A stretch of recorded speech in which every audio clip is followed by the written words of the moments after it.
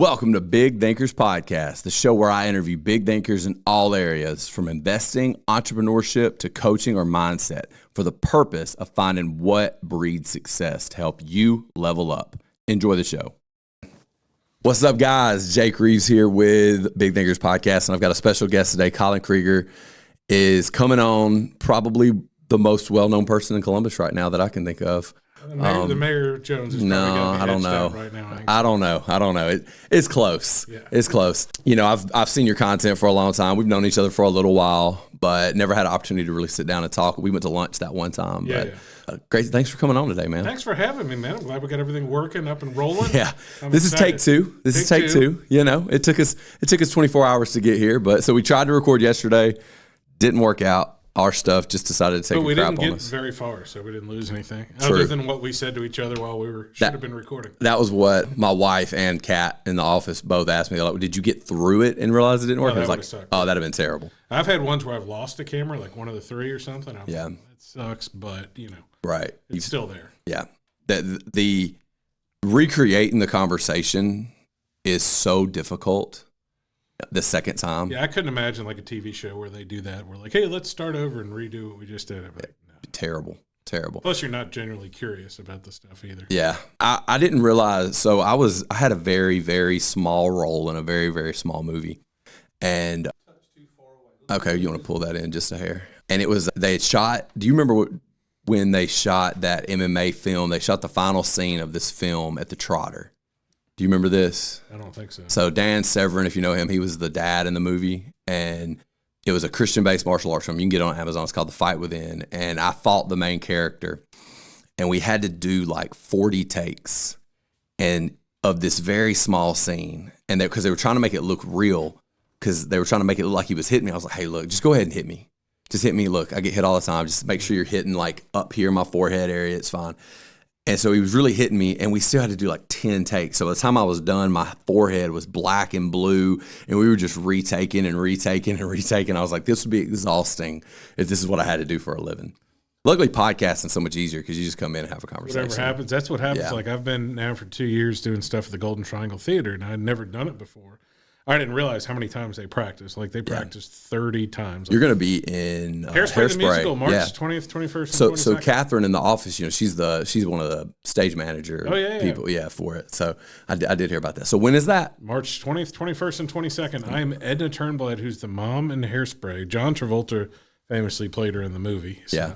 But see, with that, it's like the opposite. You get all these chances to get it right, 30 practices, but once it's on stage, like, and I didn't realize till I'd never done anything before. I did Oklahoma 2 years ago, and I kind of messed something up. Or like any notes, and they're like, oh, it's too late. Like it's live. Like this, it's done. You don't give notes once the show starts. Like you mess it up, you mess it up. So. Right. How did that one go? Was it Oklahoma was great. The notes that they gave me were the most interesting thing. Because I have the blessing through years of exposure, like there's no stage fright. Yeah. So like I just was honored by the Exchange Club to get some award today, and I was ready to give a presentation on events and everything great that's coming up in the Golden Triangle. They gave me this award. Well, like I just backed right into a speech and wasn't nervous and was fine, you know. And that's what happened with the show. Like I'm not nervous about being on stage. I was only nervous of disappointing the kids. Like I call them kids. Like in Hairspray, there's 38 cast members. Wow. There's like 3 of us are adults. The rest of them are like college aged or younger.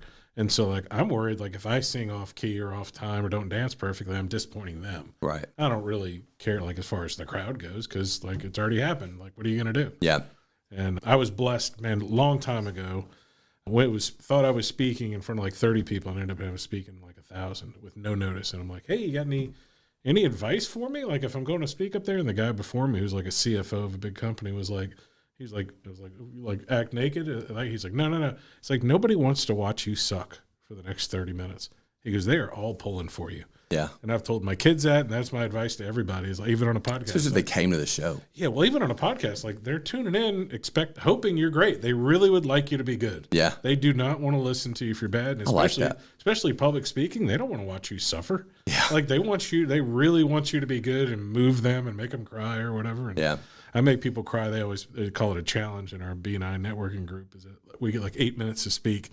And they always laugh when I go up because, like, one out of every 2 times I get to do it every year, I have people crying, you know. That's crazy. Yeah, but that's Funny story, and we're going to get into the actual show. Funny story about that. So I used to do a lot of public speaking and acting when I was a kid. So my mom put me in all these public speaking things. And when I was in high school, I was the main character in my little small, Victory Christian Academy. We had this little small play, which we had a lot of people come to, but it was a 3-act play, and I was the main character. And it was like a murder mystery. And so it was 3 acts. It was really long. I had a lot of lines. But lines for me were easy to remember more than monologue was. Monologue was way harder because I'm not playing off somebody. Yeah, that's all my thing is the last word of what they said. What do I say? Yeah. The last word of what they said. Because it's conversational. Yeah. But the last scene of it in the 3rd act was the big reveal. It was like, who did what? And I had a clipboard where I had notes of like what my lines were, but I had got so cocky throughout. I was like, man, I've not needed this. I had no stage fright. Like I was good. I get to the last thing and it's like a page to a page and a half straight of me talking by myself, going through every character. You could have done it because of this, but you didn't. You could have, and then get to the big reveal. I get to the last page. I'm not keeping up in my notes, and I go completely blank on stage in front of probably, I mean, it wasn't huge. It was a gymnasium full, you know, it was a lot for a 15-year-old kid. And I like start flipping through my notes and the crowd starts laughing because they're realizing what happened. So I'm like, you know what? F it. And I just threw my notepad behind me and completely made up the final scene. But I remembered who did it and why. And that's all that really mattered. I made up everything else and I just ad-libbed the whole scene and everybody loved it. It was great, you know, great enough, I guess, to have like completely shit the bed in front of everybody, you know. But yeah, great to have you. So getting into it today, I want to talk a little bit about, I don't want to go too deep. You know, you've got a pretty extensive story. You know, you moved here from New Orleans. I want to talk about like, how did you get into real estate and how did you get to Columbus? Okay. So Columbus, what had happened is I've done 20 years total of food service in my life, but I worked in all kind of restaurants in New Orleans. My stepfather was a chef and spent time up in North Carolina working with him in restaurants, front and back of house. Me and another guy, my buddy James, bought a pizza place out of bankruptcy. I guess I was 21, he was 24. And so you were a baller early. You were going after. We thought we were. Yeah, I was trying. You're trying. As I say, I've never had a real job, but. So we did that, and we kept it open for right at 4 years. Just wasn't, and by the way, he bought it back a few years later, or like 6 years later. But it wasn't just enough money for 2 guys. Like it was, we realized that to our credit before we went like bankrupt or whatever. Like 2 guys making $50,000 a year who could make $100,000 doing other jobs. It just wasn't for us. And so, what year was this in? How long ago was this? 2000. We sold it in 2003. Okay. 3. And I got married in 2004. And we moved to the Gulf Coast. And bought a house in D'Iberville, Mississippi, which is where Katrina where the water came up in the back bay. And our house got messed up there. And my wife had just moved there, so we'd only owned the house like 6-8 months, something like that. Wow. And I was working for Papa John's because I'd worked for Papa John's. That's where I met my partner. And the Saturday before Hurricane Katrina, I was sitting in my John Fourcade Saints jersey, who was a scab quarterback when the NFL went on strike in the 80s. I had this guy's jersey, and like I went to a Papa John's owners meeting. It was a fantasy football draft. It was in August, and it was a Saturday. And like, I was doing so well in my few months on the Gulf Coast that 2 of the owners from around the region were like, "We got to have you up here." Blah blah blah blah. And I'm like, man, when I moved to Biloxi or D'Iberville, my first night, the neighbor, his name's Star. God bless you, Star. I hope you're still alive with 2 R's. He's a 12-year-old boy who cut grass with an electric mower. But his yard was on fire. Like the backyard was, and he's like, I'm like, I came out at like 10 at night. My wife's not there. I'm like, what the heck is going on, man? And he's like, we're just burning the grass and burning the trash. He just looked at me like you're crazy. Yeah. Yeah. And I'm like, well, I was about to start spraying it, but my water's not on. And I said, my landlord was supposed to be paying for utilities. He's my cousin's buddy. I'm like, and his dad came out and he's like, what's going on? I'm like, how do I get the water on in my house? Cause he's like, I called the water company. They said my address doesn't exist. He's like, you're on well water. I'm such a city boy. I'm like, is it 1840? Like, what are you doing on well water, you know? And so, like, coming up here, I didn't know anything north of Meridian. I'd driven past Meridian. And he's like, hey, you could either come to Tupelo or Columbus. And so we came to Columbus. We saw the old houses downtown. I went to Tupelo and looked around. And I was like, this is boring. And we were just thinking we're going to stay for a year. Because our perception of hurricane recovery was what had happened in Destin after Hurricane Ivan. We went there right before Katrina, which was 5 years later, there were still blue tarps out and still and I'm like, I ain't putting up with this crap. It took a long time for them to recover from Katrina. And I don't have any, I call it storm porn. I don't even want to watch the weather. I don't want to see blue tarps on roofs. I don't drive around storm-ridden areas. I just don't like it, But we took the job up here, running the Papa John's here in town, and ended up knowing there's still a bunch of people I know from there, like Will and Wade Leonard, Octavius Hinton, who's a tattoo artist downtown. A bunch of people from there are still in town. Some of them still working in food service. And then I went to Oxford for about a year and a half, and then I came back for some reason. And when I say we didn't talk about this for an hour, but Justin Shelton and I bought the packet from Roger Larson. And I had worked for my newspaper like in high school and something, but no real experience, And for some reason, we thought it would be a good idea. Like we just knew we wanted to be in business together. And it was tough. We lost some people right away. I had to learn I'm Mr. Nice Guy now, but I had to see the worst that Columbus had to offer for 4 years. And I'm talking 60 hours a week, listen to a scanner in my ear.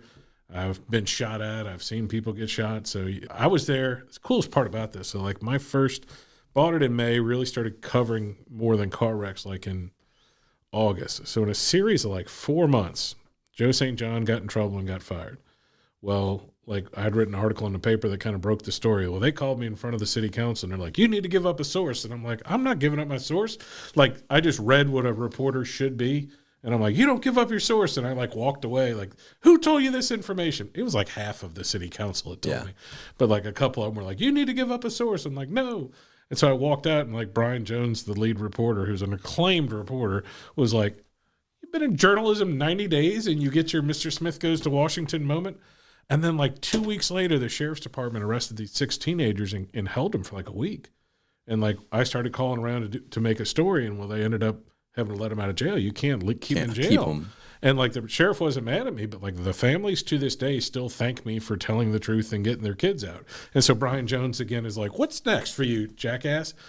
The next night, they're chasing like a schizophrenic guy out in the prairie. I stay up all night with him, and in the morning, they corner him. He runs out of a trailer, and I'm like with all the cops. And I kind of stand behind a car, and they chase him in the woods. They got in a shootout. There's bullets hitting the car in front of me, and I'm like hitting the trailer behind me. There's a cop huddled over me, and I'm like, and it was shocking. But I got back from that, and Brian Jones is literally like, that's it. That's all you can do in journalism. You're done. You've done all of it. You're done. Like, War zone. Yeah. I was like, and I told him, I'm like, I get it. Like, I understand what you're doing. Like, yeah. Thanks. I get it. And did that for, man, I saw, I think total, a little over 50 people, dead bodies. I watched a few people die at car wrecks.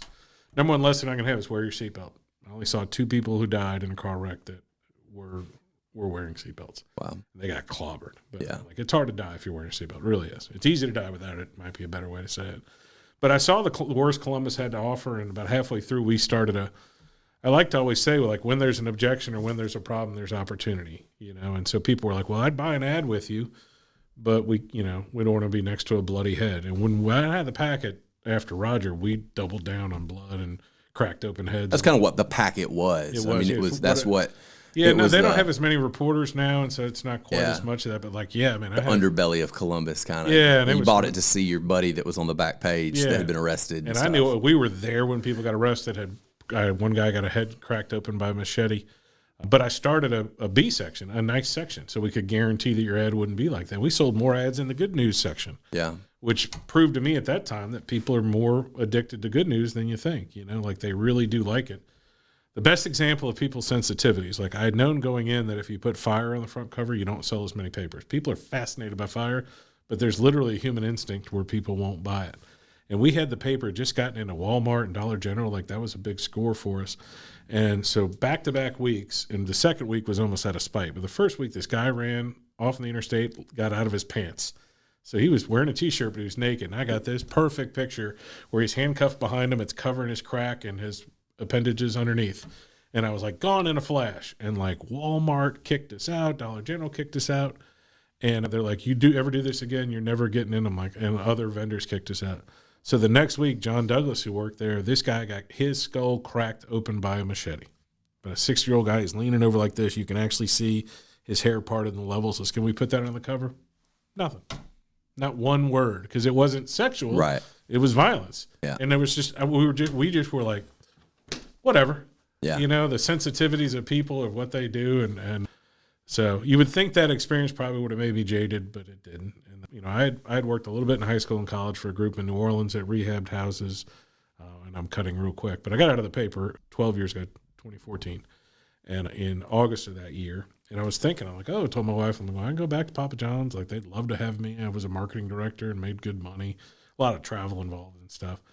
And we had flipped a few houses. And because of Katrina, we had lived my wife and I had lived in like 11 houses in 5 years.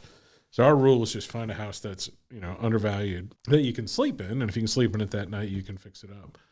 And she's like, why aren't you doing real estate? Like, it wasn't on my list. Like, I put 10 jobs, you know? Yeah. Plus, at that point, I thought half the town hated me, you know? Like, in hindsight, I had left with the respect of a lot of politicians, of a lot of bad guys and criminals, and a lot of cops. Like, to be in journalism for 4 years at the Packet and leave with the cops still respecting you, like, I'm super proud of that. Yeah. But, yeah, my first listing was with Robert Smith and Jabari Edwards. And when Robert Smith called me, he's like, Jabari's about to call you. I thought they were calling to tell me, like, literally thought they were calling to tell me, like, yeah, try to sell a house in this town, see what happens. And really it was, he's like, well, you always called.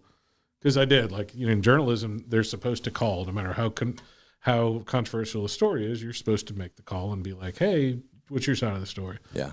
And I can tell you, I haven't seen too much recently, but a lot of journalists will wait till 2 hours before press time, call your home number, not leave a message, and be like, well, he didn't respond.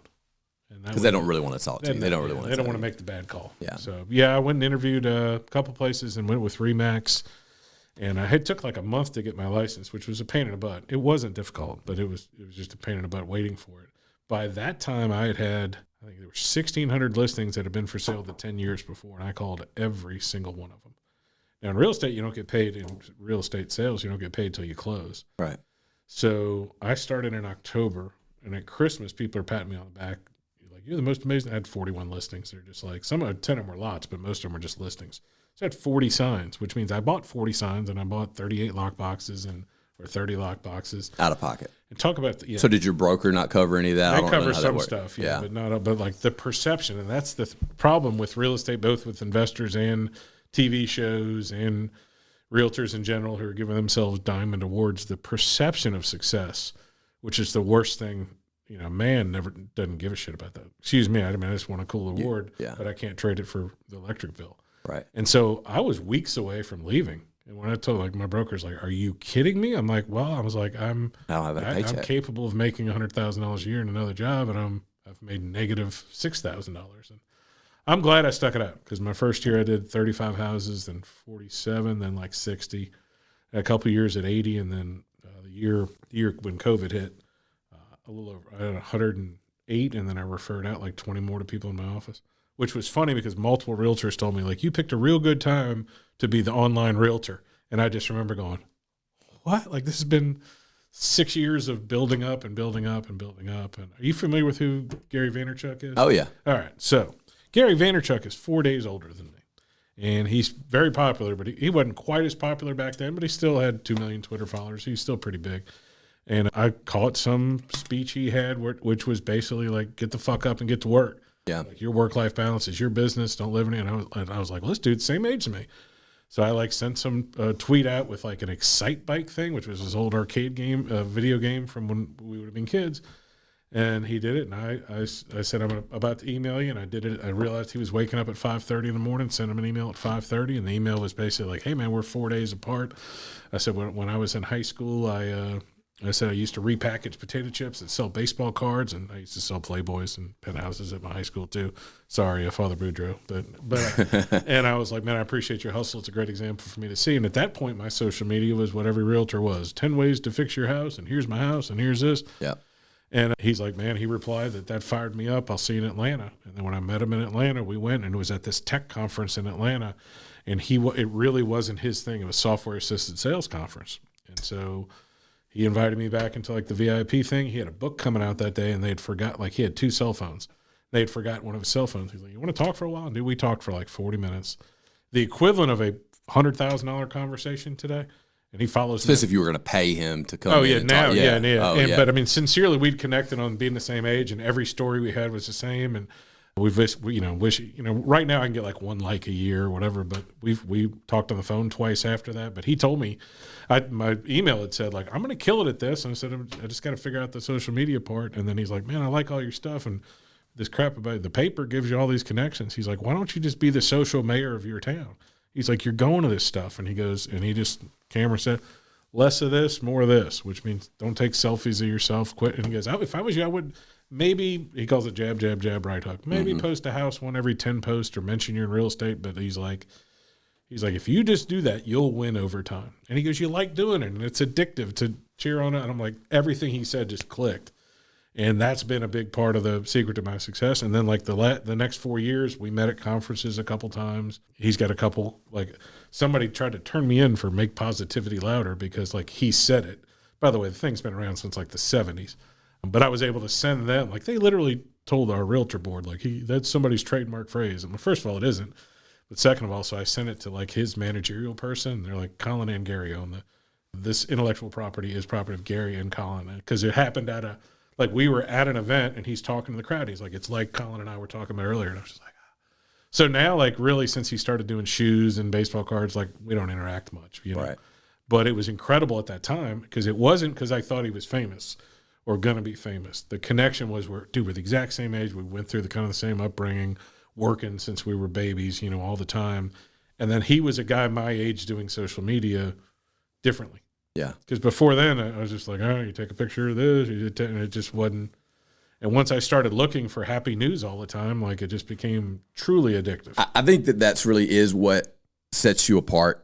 Just from what I've seen, because I've watched you. I don't do a lot of social media. I don't consume too much content, but I've just noticed the two things you do extremely well from the outside looking in. Somebody that's not on the inside. Number one is your 5-star networker and your ability to create content that brings value to people is the two things that really, to me, what sets you apart from any other realtor or anybody else in the area, period. Yeah. Because what your social media pages are is like, I can't tell you how many times before I met you, when people wanted to know what was going on with like a local business, they don't say, let me jump on WCBI's page or let me jump on no diss to WCBI or Commercial Dispatch, but they say, I'm going to go look at Colin Krieger's page. I'm going to go see if he wrote about it.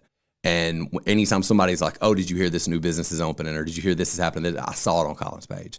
And so I think that was one of the biggest things I wanted to talk about today was just, how you got the story you just told and how you've done that. Because for me, that would be a difficult thing to do because I'm not, that's my brain wouldn't even work that way to think, let me turn this camera around.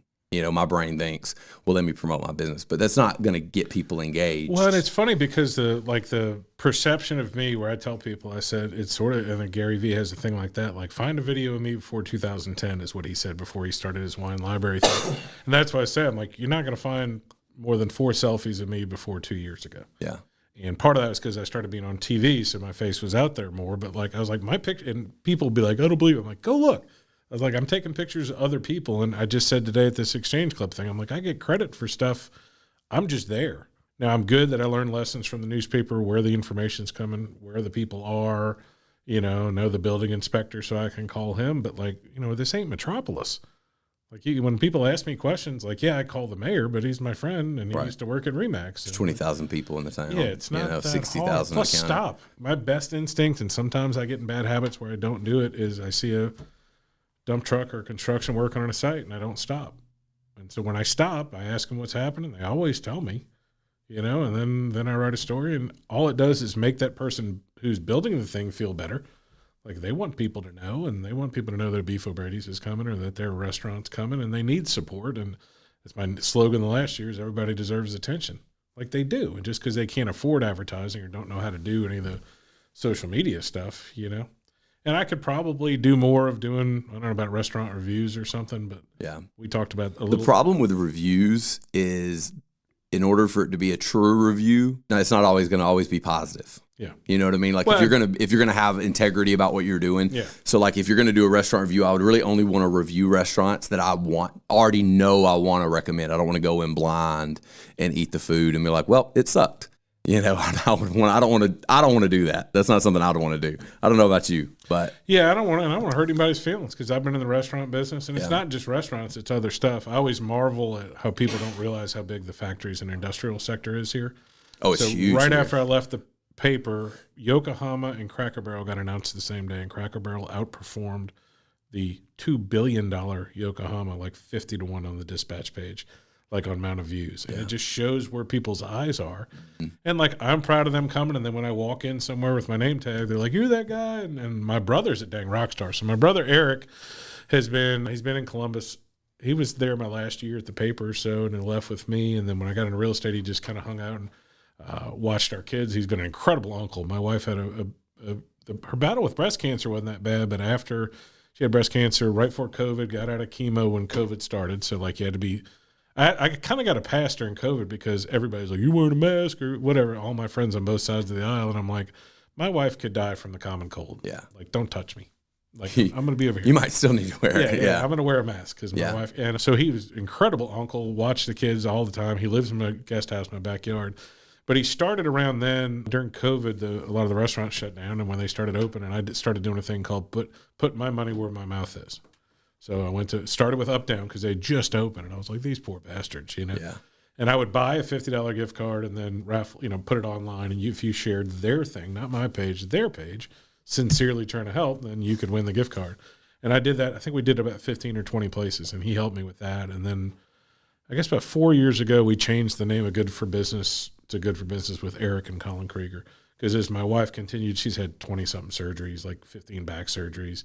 Wow. So she's stuck at home a lot, and I'm running the kids around. And so we started putting him on it. And as soon as when his name is on it, I didn't realize, like, the sense of pride. And he is famous. Like, you send him to a place in the black community for a restaurant, like usually the pattern is he'll go to an event, he'll go to the chamber thing, and then 2 days later I follow up and I'll be like, hey, my brother said it was awesome. If I could have been there, I'll be there. But if I wasn't, I'm like, sorry to make it. Let me get some food. They're like, you're Eric's brother. I'm like, yeah. And they're like, man, he's the man. Because like it makes a difference in both communities. Like Rick Mason's a good buddy of mine. I call him Rick, please go Mason, but Rick, don't go Mason. Rick used to work with me at the Packet. And like when he goes to someplace in the white community, it helps him. Yeah. I mean, we have all kind of overlapping, interlocking communities. We all love each other and all that stuff. But there are a lot of places white folks would never go to. Danny's Restaurant and Catering on Bell Avenue. They have an all-you-can-eat day. I think it's Monday or Tuesday.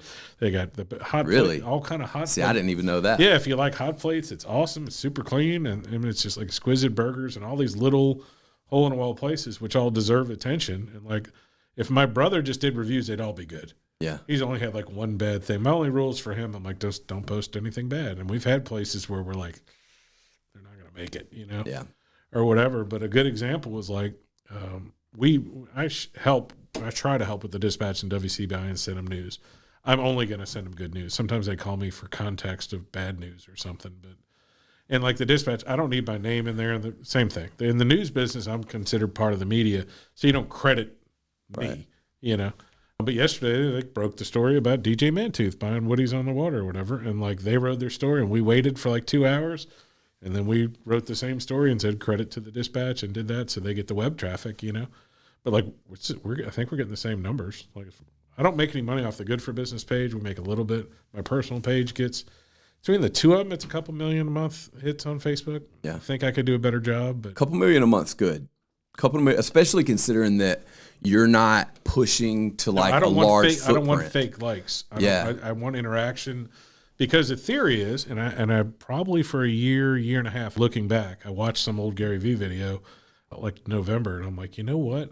I kind of stopped doing the jab, right hook, because when I got on CBI and was doing other stuff, I wasn't reminding people I was a real estate agent and that I needed business. Yeah, you weren't right hooking. And so I had most realtors would be thrilled with my year last year, but like, again, I got three teenage daughters. My wife's kind of sick, a lot of medical bills. Like, I need money. So this year, my New Year's resolution has been, I need to ask for more business. And so I talked to all my people who aren't in my immediate world, but are politicians or people that run big companies or stuff. I'd said, hey, do you mind if I share my New Year's resolution? And they're probably like, oh, to lose weight. I'm like, I don't ask for business enough. I need some business, man. 2/3, I've gotten probably 10 deals lined up this year through the course of this year because of that, because they've been like, I wasn't going to bother you with my mom's house. It'll be a $200,000 house. Oh, this girl at my work, but I mean, I just figured you were too busy. Yeah. In my B&I circle or my friends will hear me say all the time that busy is not a badge of honor. You're never going to, like, there maybe I'm unavailable. You know, like I can't fit you in. If you give me 2 hours notice, somebody else will show you. But there's tons of time in the day. Like I said, I had a year where it functionally did 120 real estate transactions with no assistant. And that year I was still taking pictures of my own houses. So, wow. And I'm an award-winning photographer because I won the Mississippi Press Association Photograph of the Year when I worked at the Packet. And it wasn't even, I honestly wasn't that good of a photo, but I think it played to their narrative very well. But like, I like being able to say that. Like, that's a good, on my resume. That's a lot of houses. So you did that without an assistant? Yeah. No, so I have the 2 people in my office, Jessica Bell and one other, were there like to take overflow stuff. But I ordered every termite, negotiated every home inspection, did every contract, went to every closing. Wow. And again, that was during COVID. So there was, for 2 months, there was more free time. Then it went insane. You know what I mean? I want to back up to what you just said a second ago where you said busy is not a badge of honor. And I'm going to take this and I'm going to give you my perspective on it. I have found I've been working through the same thing, trying to realign how I view being busy, because I am a busy person, quote unquote, but I'm not nearly as busy as I think I should be sometimes. And I will work myself up into a frenzy of like anxiety because I have downtime. And then it works my anxiety up so much it kills my creativity and kills my drive so that I can't make the bigger moves that I need to make because I'm so amped up into this like frenzy of like, oh, I've got all these little bitty like detaily things that I should be doing and I got to go do this and I got to do that. So the reason I said we were talking yesterday and I said, let's talk about this tomorrow is because I think that that's a powerful statement of busy is not a badge of honor. I guess I'd call her a life coach that I work with who said, Amy Majors, shout out to her. She said, move the needle or don't move at all. Like when you're just being busy to stay busy, you're not actually getting that much done. Whereas if you'll kind of sit back a little bit and like realize how much time you actually have in the day and do the things that really are actually going to move the needle for you, you'll be surprised at how much you can accomplish. And so I wanted to back up to that. So let's expand on that just a little bit. When you say busy is not a badge of honor, what do you mean, like, when you say that? Let's go a little deeper. Well, a lot of people will think somebody's too busy to call them back, And look, we've all had times in our life where we've underperformed on that or haven't done it or got home and looked at you. I try to look at my phone before I go in because I do like to try as much as I can to separate work-life balance. But I've had discussion with Ryan. I mentioned Ryan Munson on almost every podcast I have. But Ryan and I've talked one time a few years ago about other people's definition of work-life balance. There are it's probably equal thirds of people in town that think all I do is screw around and do events. All I do is play around with my family and kids, and all I do is work. Like equal amounts of people and a lot of people like, I can't believe you do all this stuff. You know what I mean? But usually the busy comes from, they don't want to bother you. Like, well, I need 50 people a year to bother me to keep the lights on. And it's, it's a serious transaction. Most realtors only need 6 or 7, but I need 50. That's my standard. You talk to Thomas Taylor III, T-Cubed. TTT. About, standards and stuff. Like when husband's got to make money. And it's not a coincidence that when my wife was the sickest, I was working the hardest or whatever. I do till my family knows Valentine's Day. I tell them I'll see you on July 4th. And that doesn't mean that they're not a priority, but it does mean that Dad's starting at 5:30 in the morning and working. And then I'm going to be on my laptop at 8 o'clock when you go to bed. It doesn't mean every moment, every day is that. And I try to set expectations for people a lot. Like we talked about, I'm like, I have this much time. I was with an agent yesterday who was showing, and they're like, they tied me up for an hour and a half. I'm like, you got to set that expectation ahead of time. Yeah. And the other thing is that I've gotten through coaching the last 2 years with Yakov Weinstein's a good friend of mine. He'd be a good guest. Transformational Consulting. He's over in Starkville. And then Annabelle Davies is a good buddy of mine. So who is that? Yakov Weinstein. He's all of the Jewish cool name. All of the Jewish population of Starkville, as I refer to him. And transformational consulting is his thing. I started with him a couple of years ago, and it's helped so much just with stress. And then Annabelle Davies is a friend of mine who's a coach. And then I talked to Amy Bogue, who's with Allegro Plaza a lot. She'd be a great guest. but she's a doer, believes in coaching and all that sort of stuff. And, you know, some of the things is, you know, celebrating your victories every day that reinforce your stuff. Annabelle brought that up with me a couple weeks ago, which was like, okay, I'm excellent at managing time. So like when I don't know if I've always believed that, but now when I'm checking stuff off my list, I'm like, motherfucker, you know, I was making a little day in the life video yesterday, and I was looking through what you featured in, and I'm looking at my screenshots of stuff, and I'm like, oh, I had 111 unique real phone calls yesterday. And I was like, I talked to every single one of them or communicated back via text, every one of them. And by the way, I made that video at 6:00. Wow. And I'm thinking like, so I was like, oh, I'm awesome. I handled every single one of those. And then look, 20 or 30 of them were about charity. 10 of them were about, what are they doing this hole in the road here? Like, what an honor to get that call. Like, my best marketing moment happened before COVID. They had a July 4th event at the base in like 2019. And one of the 100,000 watt generators went out. And the entire base meets up. These old brain trust of people who are just thinking of shit all day long. And the commander and all these guys, and you know what their decision when they met? And they're like, concerts tomorrow, we got to get a 100,000 watt generator, which, by the way, kids, I'm a city boy, but you can't get that at Lowe's, you know, or the United Rental. And they're like, hey, we all talked, and we just want to, you're the first person we all thought of to call. And I'm on the way to the beach, and my wife is like, you dumbass, you couldn't pour gas in a generator, blah. And I'm like, you don't see. And she's like, what? I'm like, they called me. They didn't call the governor. They didn't call the mayor. They called me. That's huge. And I called Todd Gale, God rest his soul, at Columbus Light and Water, and he's like, dude, they're our biggest customer. He goes, we have the only 100,000 watt generator in the region. Tell them we'll be up there in an hour. And the bragging part isn't the solving the problem, is that they called me. Yeah. And so when people call me now, and especially this last 8 months where I've kind of said I need to ask for business, when people call me and they're like, hey, I heard somebody bought the hotels. I'm like, yeah, they spent $9 million on from the Peachtree Group. It's this guy. He's also the guy building Buffalo or Beef O'Brady's and Domino's and Nukes. Good guy. Here's his number if you need him. They're like, no, I just wanted to find out what's going on. I'm like, by the way, why'd you call me? They're like, you're always in and out. I'm like, hey, if you or everyone you need to know wants to sell a house, I need some business. And more than 2/3 of those people are like, well, I just assume you were fine. And they mean either they thought I'm wealthy or they think like I'm too busy. Yeah. Like, I would have. Yeah. Honestly. And I would have. And that's my responsibility. I tell agents all the time that like you have to explain to every single person that you can show any house listed by anybody. It's your job. I didn't know it. I had my real estate license before I knew it. I thought I got my real estate license and chose a career with all of the forethought that I thought of buying the most dangerous, biggest newspaper in the country with the packet. Same thing. I was like, it sounds cool. Let's do it. Yeah. Which you and Thomas Taylor III talked about, like how we don't think through things, and you learn a lot of lessons that way. That happened with that, where I'm like, I didn't know I thought I could only show Remax houses. No idea. Whose fault is that? My fault. Constantly, just like setting boundaries.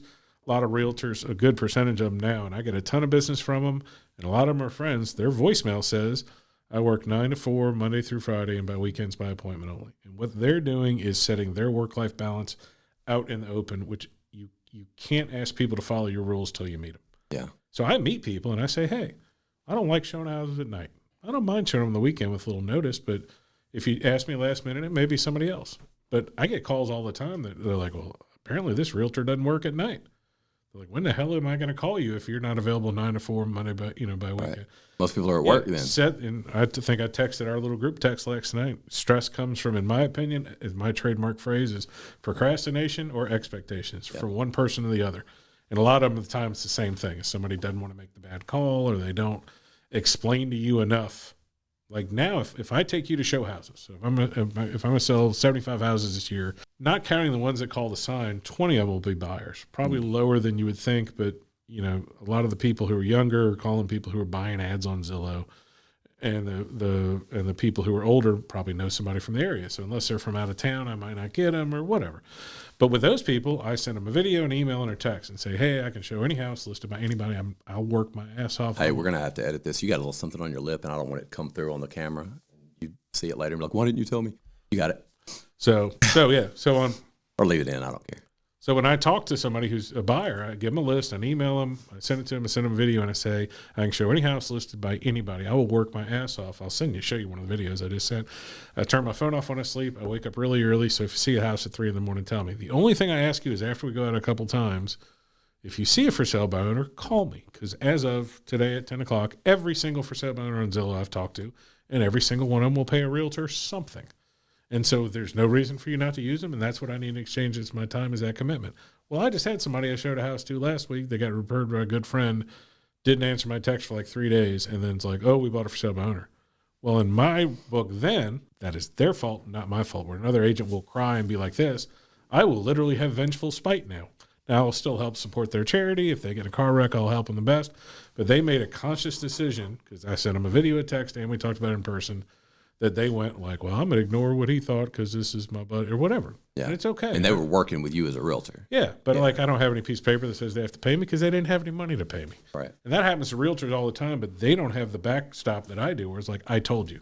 Because I tell them, I said, if you do that, I get it. You don't like me or something. Please let me know before I do take time away from my family and waste gas and spend money and do this. So I want to talk about two things. First thing is, you were just talking about stress management, and you were talking about that stress comes from, and anxiety comes from procrastination and expectation, which is great. That's a fact. That's something that I have seen in my life multiple times. I'll give you an example. I had a day here a while back where I had we had like a water line bust like a year ago. I had a water line bust, I had a deal that we were having title issues on. We had about 1 million problems. And I came home that night, and the day before I'd come home, and my wife was like, "How was your day, honey?" And I was like, "It was awful." I was like, "Why?" I was like, "I don't know. I didn't do anything." You know, like but the day that everything went wrong, I went home. She's like, "How was your day?" I was like, "It was pretty great, actually." She's like, "Why?" I was like, "Because everything I had to get done, I got done. Everything that I could do that was in my power to do, I did." And so it was a good day.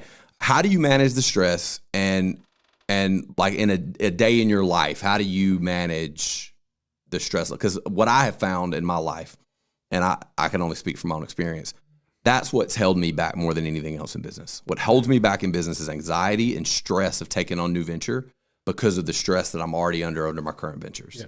I'm being pulled too many directions. I'm already procrastinating here and there. I already have unrealistic expectations for what this is going to do or that's going to do. And I'm already like in this busy, wound up state. And it's like, well, how am I going to scale if I can't manage what I have now? I don't want more, you know? So how do you deal with that? Well, I had 2 big breakthroughs with coaching. And one was a guy kind of mentioned on a podcast I think I sent you, which he was talking about, like, are you celebrating the good days that are exactly the same as the bad days? So are you stopping, like I said, and celebrating like, I'm a monster calling these people back, or man, that was a good workout, or hey, I got another member? Like, most of our days, or you might think they're mundane and good, but if you add it up, if you got to work and said, nobody cut me off in traffic, I went, nobody cut me off in traffic, or man, what a great office. And we're really, because gratitude and stress can't exist in the same place. And so like, so I had a day, yesterday's a good example, taking my kid on the way to school, and the guy riding my ass on the way through the traffic thing. And my daughter heard me. I'm like, more time with you. And she's like, oh no, because so I slowed down even more. I'm like, no, I was like, man, I hope he gets to work okay and doesn't have any stress, you know? And then I got to work, and the guy called me. He's like, man, I want out of this house. He's like, do you think that's reasonable? I'm like, probably not, man. But if you need out of the house, it's okay. Like, it's all right. You know what I mean? And I'm like, thank God I got this guy's trust, and he's going to buy another house, which in the moment, you know, like I had a $13,000 negative day yesterday. Wow. And then, but I was like, okay, well, these people trust me. I know in the long term it's going to be okay. Because if Yakov Weinstein, my coach, told me, he's like, it's always been okay so far. Now, he doesn't like how I twisted it, where I said, when I tell other people who are upset or same thing, having expectations, you know, the stress comes from you not meeting your expectation of a wonderful day, or this deal should be easy, or this deal should work out. I tell them, like, everything's fine until you step off the bridge. Like on the walk up, you were fine. Yeah. Even if you slept in a car, you had a place to sleep, you're alive. Like, and you know, I don't think it works of like the thing of, and most successful people understand this. It sounds easy on paper when people are like, you should be grateful. Most people would kill for what you had, or you from 10 years ago would be grateful. Yeah. No, you get used to everything. You get a new car, you get used to it. You know, like anything, you need that. And so my other big breakthrough, other than trying to be grateful all the time, even for the problems, I had to get busy enough in real estate so that when a deal fell apart, I realized that the truth was, I have more time for my other clients. Yeah. But that had to happen to where I had 30 deals going on at once. And I'm like, I don't think I could manage that. Not I don't. Most people can't. And maybe I should have asked for help. But you know what the owner's mind right now says, because they always talk about non-dollar productive work. Well, you shouldn't clean bird shit off of signs, right? Well, in my mind, I have so much time. Like I could be taking a nap now, and still all my clients would be happy, and people would still be wondering how much time I have and that. My other biggest stress was with health. So I've lost about 45 pounds in the last 14 months, just gradually and healthily. I've done real good. I had a real bad because of money stress and everything else, but I thought I was dealing with it, but I wasn't. The last 6 weeks have been great. And I cherish sleep now. I take magnesium, especially if I'm not drinking or eating. But what was happening for years, and I had my first fever dream a couple nights ago, and by the way, it fits the script of what I'm going to get to. And I called my coach like 4 in the morning because I was like, I figured it out. Well, cortisol, you're waking up at 3 in the morning, freaking out. Every night. So men especially because of hormones and stuff, any stress is a tiger. You may have heard that phrase. We can't handle all the tigers coming at us because our bodies file everything as life or death. There's no scale of, especially men, and especially if you're already under stress. And so what was happening at 3 in the morning, I had to the point, and I'm talking more than 10 times, that I'd have fever dreams that I had forgotten to pay Bank of Vernon for months.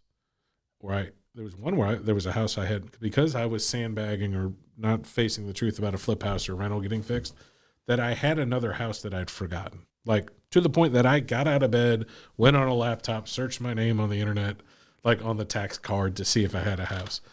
And my realization happened when I started like keeping a food journal and realizing like I'm eating Rocky Road or bourbon and Coke after 8 at night. And all that is my blood sugar. And your brain as a man attaches, I feel like stress, it must be.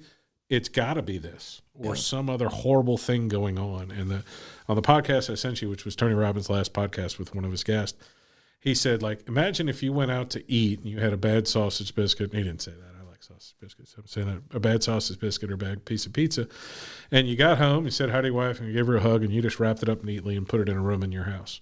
And then once or twice a day and in the middle of the night, you just went and visited it and took a bite of it.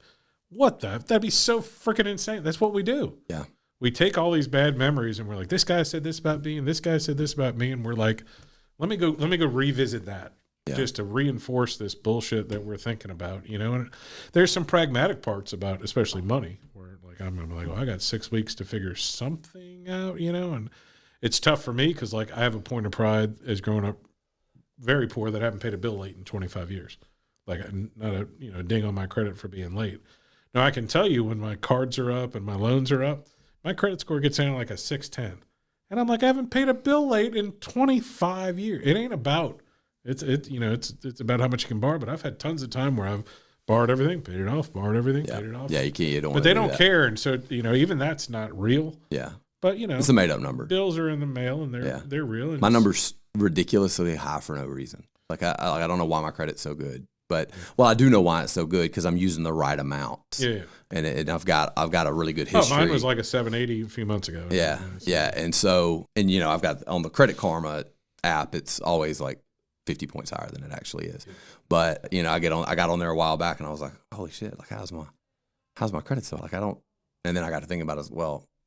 All the stuff I'm involved in now, and I've got a good debt loan to value ratio and everything, but I've got enough debt that due to my elaborate 180-page tax return, like me as a person probably couldn't finance a motorcycle or something. You know what I mean? Like look, my income on taxes is low, like it's bad, but it's it's honest and legit. So take me through what a day looks like for you. What does a day look like? So just an average day. Recently, some of it, this is nothing she can control on her. Some of it depends on my wife's health, whether she can wake up and take the kid. There's only one kid at home now. So my daughters are 19 this week, 19, 16, and 13.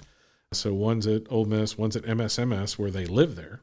So I don't have to bring her to school, and the youngest one, Julie, is at home. So for years, it was like 5:30, work.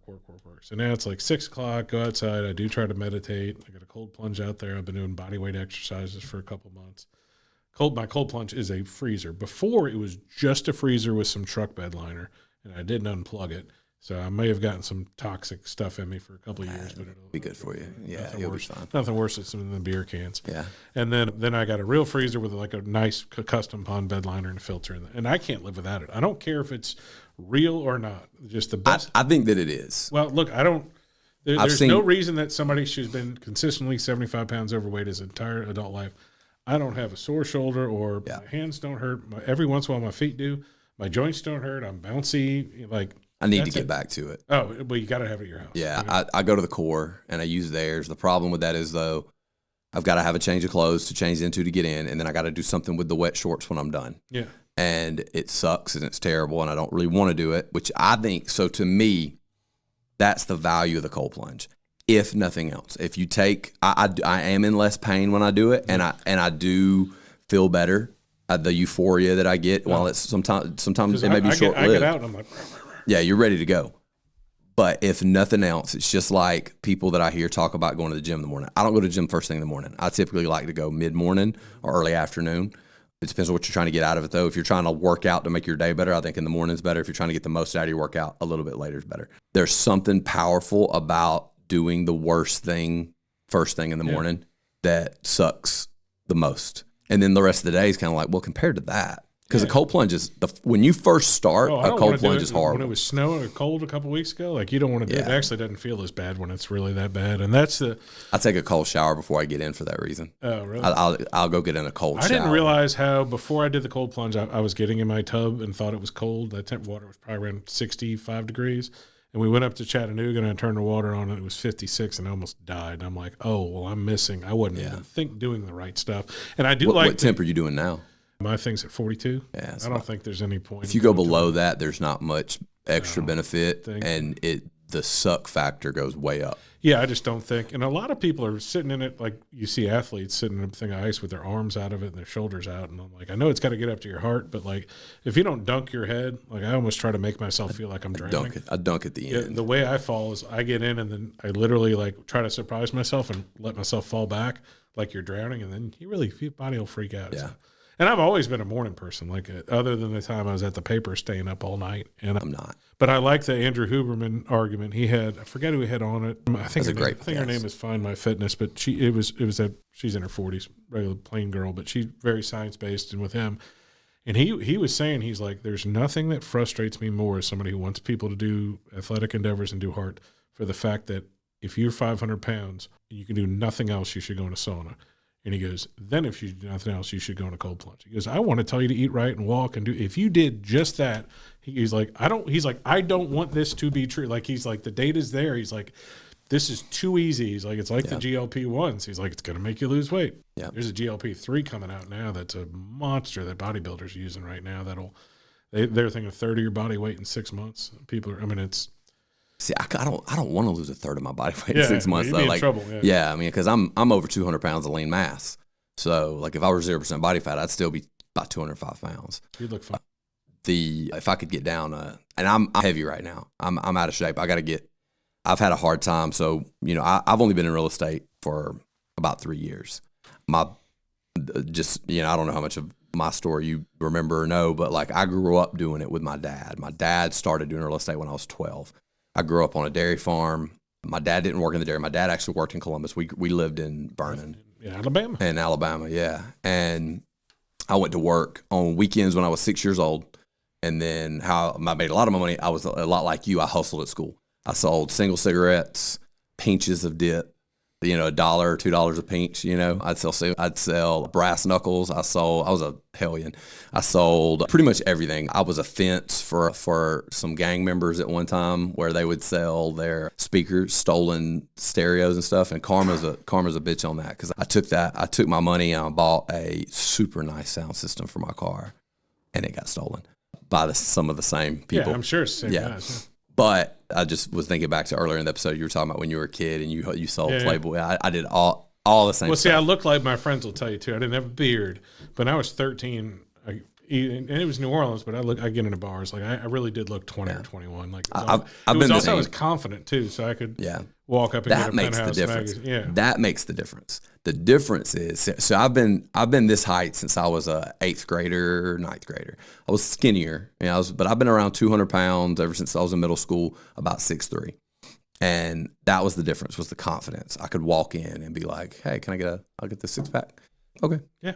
Never. And again, it might have been a little easier in New Orleans because of back then you could reach the bar. It wasn't easier than it was here. Yeah. I've heard stories. Well, you know what the interesting part is? So we moved up here. My mom got in touch with me a couple weeks after Katrina. My mother graduated from Alabama in the early 60s. So like Bear Bryant, like the time. And her name was Pat Martini and her roommate was Sandra Champagne. So as they say in New Orleans, they rambled, rambles means like, that's the song they play at a funeral, which means he rambled, which means He was married, but he had girlfriends and partied and that. She's like, you were in Columbus, Mississippi. Oh my God, that's trouble. Oh, blah, blah. We used to go over there to drink and party town. Yeah, Columbus used to be the party central. Yeah, back in the day, because when my parents were kids, that's like people didn't go to Starkville to party. People from Starkville came to Columbus. So they went out to the island and partied, and this was the hub. You know. Well, somebody will be mad since I stopped talking about my day. So. Yeah, usually cold plunge and stuff. And right now I'm bringing Julie over to Heritage, and then I go to Remax. And I've already done a bunch of work at home. But that's when I look at my phone calls and texts from the other day, as I said in my video last night, and emails, look for opportunities. Could I've handled this better? Could I've talked to somebody better or send them a video? Usually I send a video hey, I usually try to make one post on Instagram, which is literally for Colin Krieger Remax. It's just I'm at work. That's it. Usually my stuff for Colin Krieger is more like spur of the moment. Yeah. You know, but the ones of me at work getting no likes, no traffic. I don't even want anybody going to Colin Krieger Remax.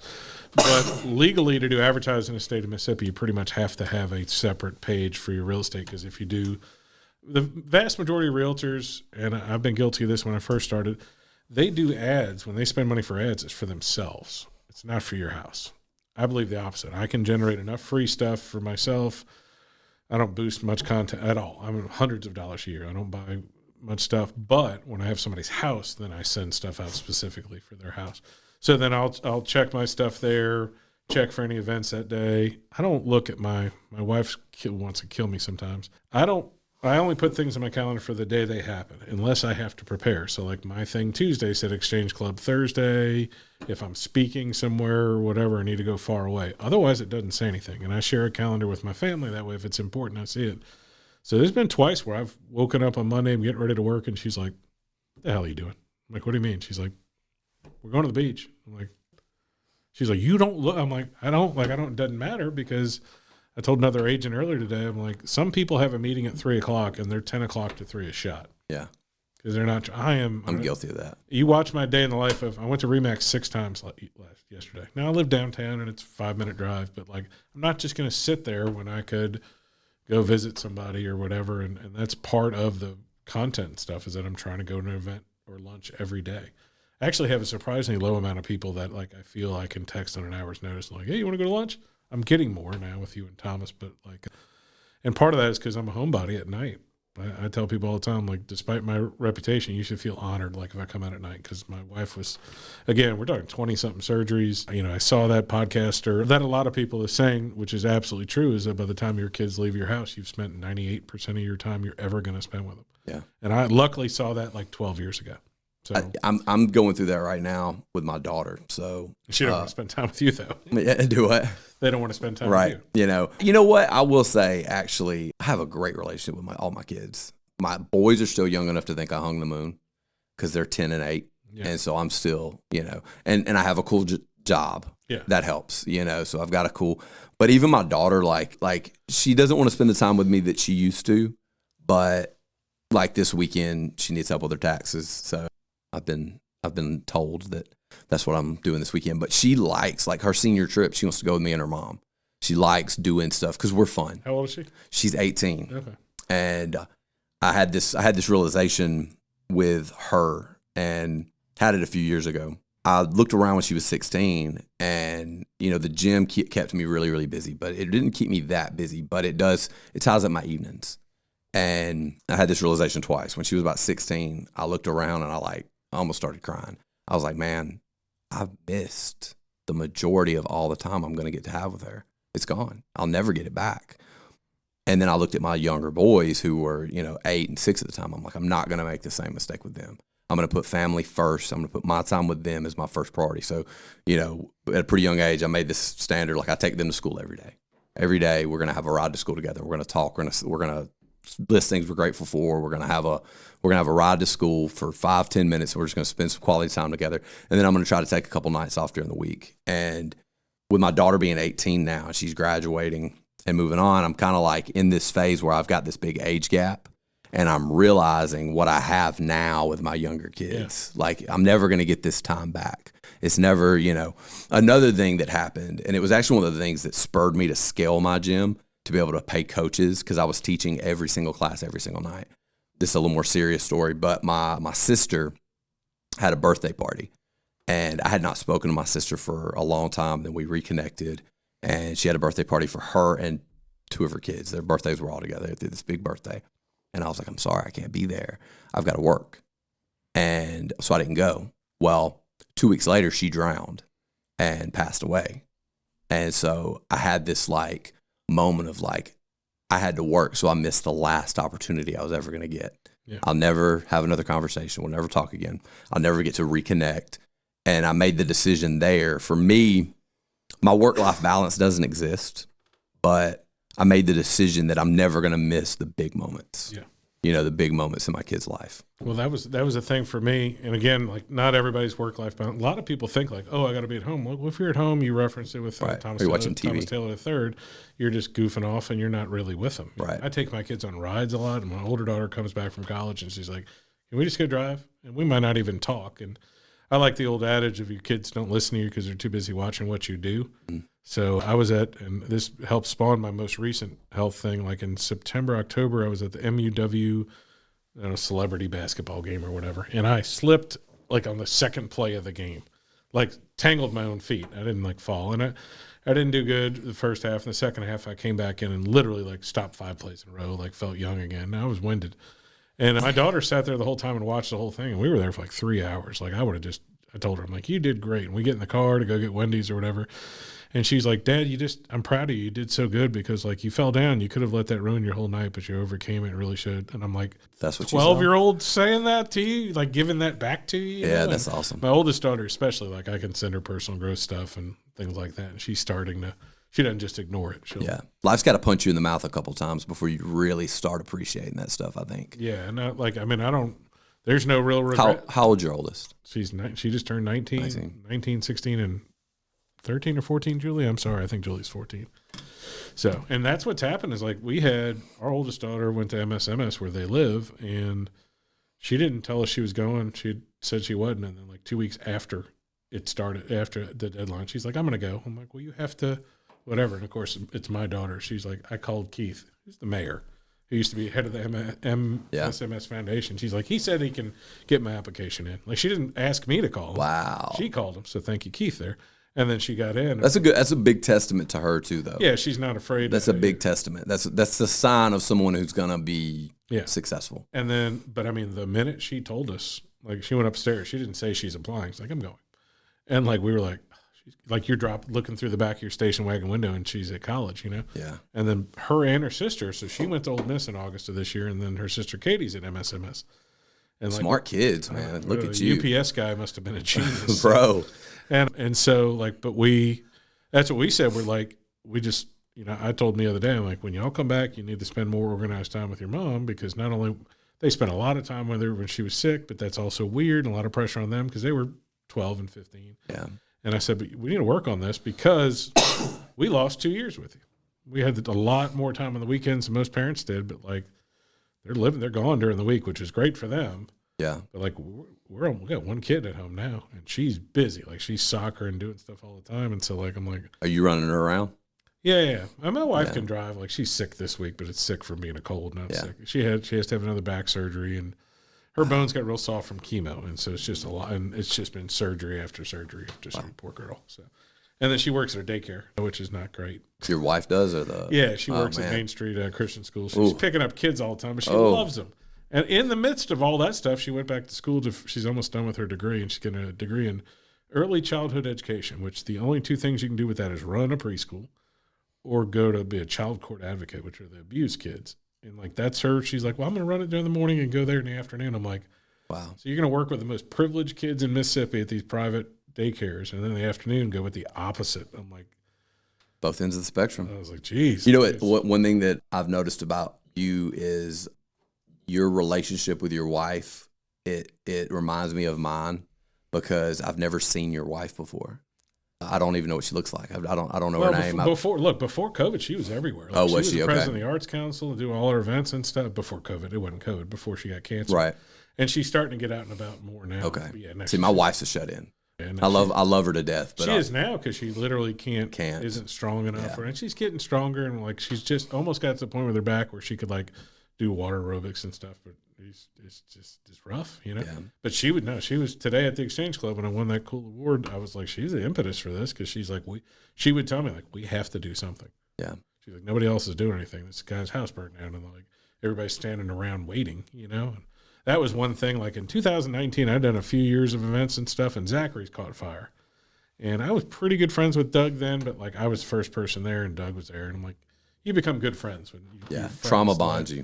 Yeah, and like 2 days later, Doug Robertson from Cadence called me. He's like, hey, a bunch of us are meeting up at Zachary's, and they're like cleaning up the place, and like there's like 20 people there, like Corky Smith, a bunch of community leaders. He's like, all right, Colin, what's the plan? And I'm like, what do you mean? What's the plan? Like, what are you going to do? What's the plan? And at that point, I was like, all right, well, give me the ball, coach, you know. And we had a good fundraiser, and all that worked out. The weirdest thing is, y'all raised a lot of money for that, didn't you? $60,000, another 30 in a GoFundMe for his employees.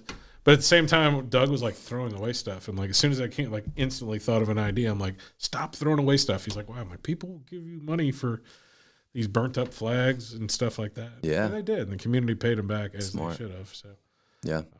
Well, that's awesome, man. Yeah. I truly, what's our run time over there? I can't see the TV from here. Almost an hour and 10 in. We're an hour and 10 in. Okay, we'll wrap it up here soon. What I like about that, and I think that as I'm getting into this new stage of my life, that's something that I really want to start doing more of, is giving back, because I have a theory that, and I don't know if you're religious or anything, but I do have a theory. When you read the Bible, it talks about like the one thing you can test God on is when you give, you receive back. And I think that the most powerful people in the world, if you really study where their money goes, there's always charitable contributions. And a lot of people, let's PR. I don't believe that. I truly believe that there is a give and take to the universe. I think God has set up a system in this universe of when you're generous and you give and you pour into people and you pour into things, that always circles back to you in some way. Well, the only way you can help people is giving your money, your time, or attention. And like, because of our health challenges, I haven't had that much money to give away. Like people, when I was on the dispatch, they kind of said, like, which one feeds it? The philanthropy? Does it feed the charity? I mean, the philanthropy feed the real estate, or the real estate feed? I'm like, well, I forgot to say it's not philanthropy, it's fundraising, because like, you know, I'm out working anybody, and I'm trying to match the biggest donation, but I can't always do it. But I know the people who can. And I was very proud of myself, like in a self-reflective sort of way, when they asked that. They're like, you know, are you doing all this for business? And I was like, well, anybody who thinks that just doesn't know me. And it was a very sincere answer, because I was like, man, I'd love to help them too. You know what I mean? Because like, there's so many needs in the community. I'm so proud here when I see it happen. And my favorite phrase that you're headed towards is, if you give it out in slices, it comes back in loaves. Yeah. I can't tell you, like, there's times that are right now where I'm refinanced a rental to pay my monthly bills and I'm going to have a phenomenal year this year, but last year was not phenomenal. And so like, we're stressed about money and stuff, but dude, like when I see an opportunity, like I'm still going to give $100 on a credit card or somewhere. Like I'm a sucker for it, you know? Yeah, me too. And I just have faith that I don't even have faith that it's going to come back. It's just something we've always done. I think that it will in one way or another. Yeah. I think one way or another, even if it's not always, it may not always be financial, you know. I think that it is a lot of time, though. I think that and the thing about it, you know, when you say you're going to have a phenomenal year this year, I'd love to do another interview in a year just to, just to see. Yeah, it was the only thing I didn't like. Thomas said, he's like, you can't make yearly goals. Like, I'm a big fan of making not budgets, but big, hairy, audacious goals and stuff, and be like, I want to do this. I believe in yearly goals, but I think that you need to slice it, and you need to break it down into weekly and daily goals, because otherwise they become, and I know this from the fitness industry, like working with people, I've helped people lose hundreds of pounds. I've helped people go from fat and out of shape to fighters and, you know, professional athletes or amateur athletes. And, you know, it's one thing to say, oh, I'm going to do this, but it's like the daily grind of, okay, well, we got to get up and go to the gym. We got to eat the right things. I remember being a new agent, probably my second year, when I really started doubling down on like personal growth and stuff like that, of writing down my stuff. I'm like, I will have 100 real estate conversations every week. I'm trying to think of the original one, but like, I do $10 million in real estate sales and 50 deals a year. And like 3 years later, I'm like, oh, well, of course I do. Yeah. And now I have my like mantras every morning where I'm like, you know, I'm healthy and my family is healthy. I'm nervous right now. So I'm healthy and my family's healthy. I'm present with my family and others. You know, I see oceans and mountains with my family. I perform with purpose. financial security, and then I have one more specific number about financial security. You know what I mean? And that's it. And I say that like 20 times every morning as I'm jumping out of the cold plunge. You should probably say it when you're meditating, you know. And sometimes I think of those things because your brain does not know the difference between something that's real and something you're telling it. And the best example of that is you can have a wonderful, happy day and just think of some crap that happened to you months ago. Or the best example is and you're a fighter, so you'll understand this, is the confrontation where you didn't say what you wanted to say. Yep. And then in your mind, you're like, Yep.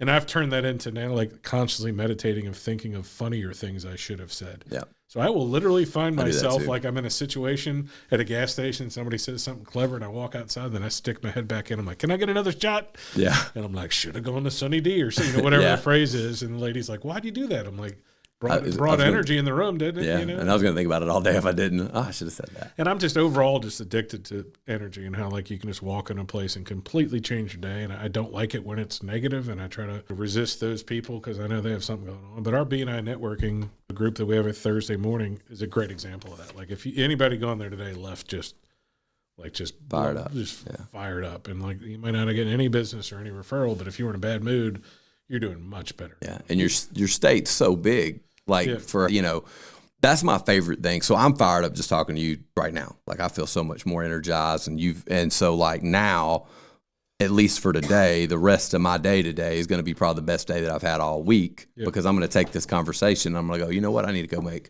25 phone calls, or I need to go. Is that the Jim Rohn motivation thing? Like, you know, it's just like a shower. You got to take a shower every day. You got to have motivation every day. Yeah. Like people are like, I'm not going to go to a conference. I mean, every conference I've been to, whether I've spoken in real estate or whatever, there's either been a person, I've had the person where all the content wasn't for me, but there was a person or connection I made there that I was just like, oh my God, or vice versa, where there's one little phrase they said, you know, like, again, I keep referencing a podcast I just sent you. You may have to put it in I think I sent it to you. Yeah, you did. Where I sent the note, and he said that, you know, it's what is it? It's you're not stressed about the situation in front of you. You're stressing yourself about the situation. Like you're just going, all right, this is a problem. And the true test is like, I'm trying to think of like people in town who, when I see them, give me a hug and a kiss, and then like you could be pissy the minute before, and you're like, all right, and then you've caught yourself where you're like, I forget what I'm mad about. Yeah, and you'll figure it out if it's money or something. But a lot of times you're just like, I forgot while I was mad, you know. And because I'm so happy on like of that time, you talked about the amygdala. I sent it to you, and Thomas Taylor III, who's been mentioned in this podcast, TTT, the reticular activator, which is if you're trying to buy a Honda Accord, you start seeing them everywhere. So if you actively wake up every morning looking for happy and good stuff, when I get on Facebook, that's what I look for. Yep. I don't sit there for hours and doom scroll because I'm looking for something to happy and entertain me. And once you get addicted to that, you see it more often. So I see the restaurant that's just opening or the construction worker that deserves a picture of him or something like that. Like, the best picture I ever took, and other people have used it, was Sonia. She works at Hardee's. I don't like Hardee's, but Sonia is the little black lady who works there. She's great. And one day I just took a picture of it and just said, is this lady the most amazing thing ever? And it was the first time she had been on stuff. And like, and she's great. And somebody else had the idea for a fundraiser but asked me to help and use the thing, and they raised like $13,000 for it. And this became public so I could share it. Well, when we're giving her the money later or whatever, and it was like that picture inspired somebody else to just give her a big tip.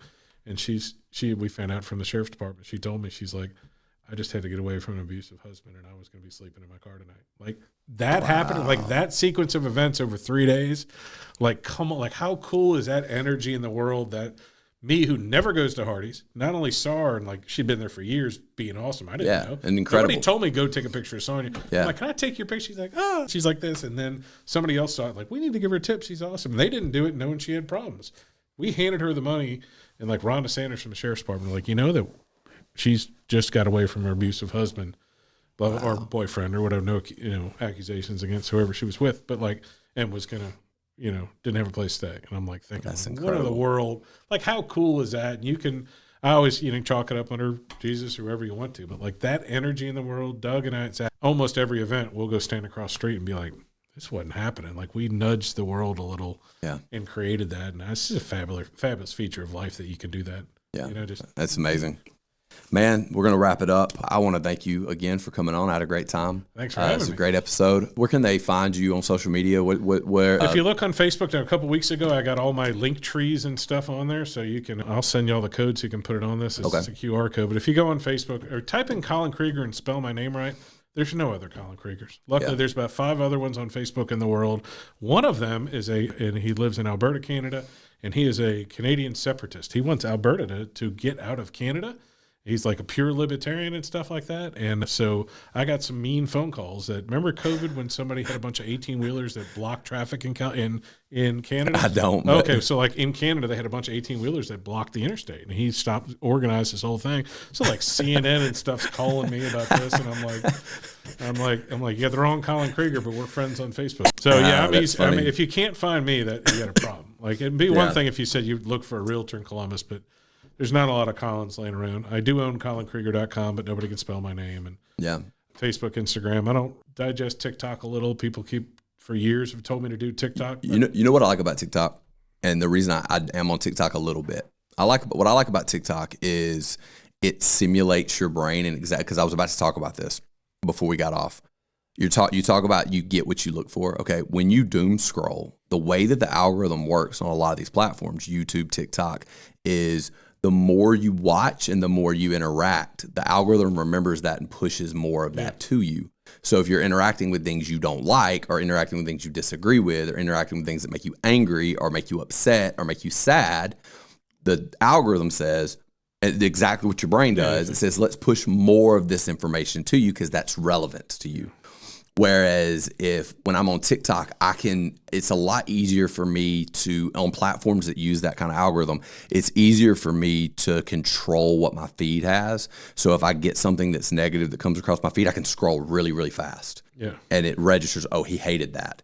And when it comes to when I get to a Tony Robbins clip of him talking about something like this, I will, even if I'm not initially interested, will try to stay on the video for a few seconds or give it a like. Yeah. Because I'm trying to like control my algorithms, and that TikTok algorithm is kind of what set that in place, and that's what I like about TikTok. I say this with all humility with TikTok. Part of the reason I haven't done it is because I think I'd be amazing at it. Like I was just literally like eating, and some of it is I can't see the other side of it. Like I don't engage a lot on LinkedIn, but I try to pay attention to it. And with Facebook, the average buyer in the United States is 60 years old. There's a big gap in Columbus of people who are 30 to 50 who grew up with a realtor. And so I have some of my best referral sources can't use me. Yeah. But you know who can is people coming from out of town. Yeah. And older people, because older people don't give a shit. Older people want the best realtor. They don't need their niece. Right. And so guess where they are? They're on Facebook. Yeah, that's true. For your business, 100%. And Instagram's a little harder to interact on because the comments aren't as obvious as Facebook. TikTok's the same way. TikTok also, it's harder to like focus on your area. Yeah. You're just going out. And there's some, I have multiple people who've come to me in the last couple of months and been like, you got to expand this Colin to somewhere else. And there's an intangible part of me that I like kind of where I am, and I like a bigger portion of the real estate market I get, but I guess there's some space for that other thing. But I think there could be. I mean, I've got a lot of good marketing ideas. Like you're such a media guy to me. I had this idea the other day, and we'll talk about it off the air. But like if there was like just having somebody that followed you with a camera or and you could send that to an editor to post for you on these other platforms. That's what I did. Well, yeah. I mean, my coaching friends, all of them are like the fact that I'm not coaching marketing, because for years I'd be like, well, it's kind of tough to coach real estate because a lot of people won't do it or whatever. And they're like, and I don't want to be the scam guy who's charging somebody that. And they're like, but marketing would be good, because I am good at when you're like, hey, I need to do something. I mean, you're one of the best. And I say this as a student to marketing. I love marketing. I was one of the first businesses around here that really went in on Facebook ads, and that's how I that's how I built my brand and did everything. You're probably the best marketer you're the best marketer in Lowndes County. I'll give you that. You're better than I am. You're better than anybody else I can think of in terms of marketing. And that's not fluff. I don't say anything that I don't mean. Thank you. I'll take it. You're the best marketer in this area, without a doubt, no question. And I think there's a value for it out there. If nothing else, using it to build a brand a little bit bigger than what you're currently doing. You've got the personality, you've got the charisma, you've got the know-how. You might need to bring in somebody to like help you to get the editing process done, but that's not that expensive or that hard. Well, it's funny. I've told people, I was like, well, now that my kids are almost gone, I'm in the third one's in 8th grade, but still, I'm like, I feel like I have so much more time, and then people just stare at me and they're like, what are you talking about? I'm like, I'm telling you, usually because I start so early and I'm so focused. Like that feeling that everybody has for 15 minutes at work, it's about 2 hours. The people in my office just hate it. I mean, I think they hate it because I'm just like, And But you're getting more done in those 2 hours than a yeah, lot of people and get that done way in a when I day. get to like 1 o'clock, I'm literally the John Travolta, like, what Yeah. is going on? You know what my problem is? And we're going to wrap up after this. We got to go. We're way over our time. I hate that 1 o'clock feeling. I just hate it. I hate it when I get, because it's like, I've got to be at the gym usually, like later. And it's like, do I really want to go home and like sit on the couch for a little while? I've already worked out. I've already, you know, like, so a lot of times if I wait and do my workout at 1 when I've got, okay, everything's done, let me go do my workout. But I hate that 1 o'clock feeling. Like I The best solution I've found to it, it may be the only thing that isn't obvious on social media, is that's the best time to go visit people, from 1 to 3. Yeah. And part of the spirit I have is like, nobody gets flowers when they get promoted anymore. Nobody brings some cookies and nobody goes to visit. And I'm like, I'll just go visit friends at work who are having that same feeling. Yeah. And bring some energy in the room. So. I get so bored. But anyway, I really appreciate having you on. Had a great time. Now you got to be on my podcast soon. So let's do it. Get you on there. Awesome, man. All right. I'll see you on the next episode. Peace.